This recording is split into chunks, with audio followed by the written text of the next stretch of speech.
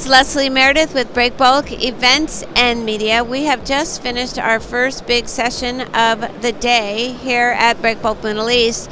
This was about managing rates and capacities, a huge issue that affects every part of the supply chain. So I have one of our panelists here in the studio with me. This is Amadou Diallo, who is the Chief Executive Officer, Middle East and Africa for DHL Global Forwarding. Welcome. Thank you. Thanks for having me. Yeah, absolutely. It's great to have you here. So, Amadou, can you give us what are a couple of the takeaways from the panel that you just finished that you would like people to give some thought to? I think that one of the most important takeaway that people need to get to take with them is that rates is not anymore only about supply and demand, and is about much more complex things that are happening in the globe, such as the request demand for sustainability, decarbonization is going to be applied to rates. The complexity of having a much more middle income earners will be applying to rate because demand is becoming much more complex.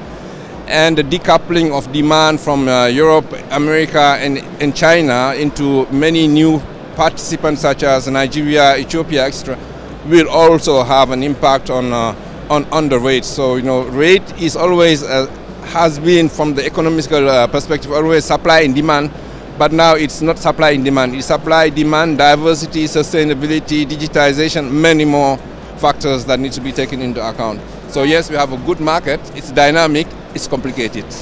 Yeah, absolutely, and that is something that people need to at least try to understand. So where do you see rates going? Do you see a stabilization in the market coming, or do you think they're still going up, down? So I see the demand going up.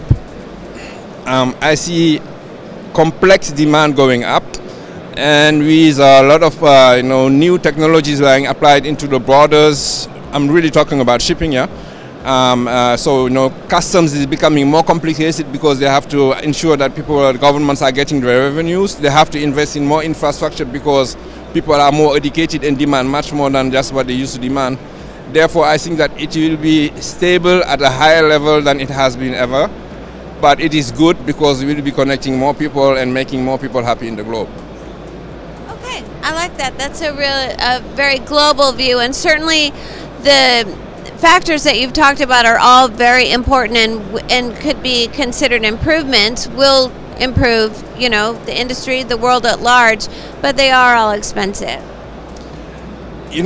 Expensive is always a matter of whoever is assessing what is expensive. I think that a better life has no price, and we're actually working for a better world. And then if you want to make the world a better place, then it will have its price, but it also will have its economies. So we had a lot of money that were lost into spendings by governments or people on things that are unneeded.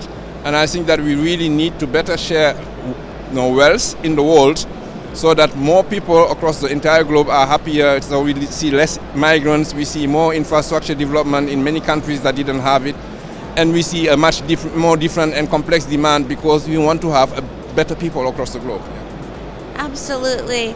All right, can you just give us a snapshot of from where you're sitting, what types of projects hold the most opportunity in the market in the next year or two, and where might they be located?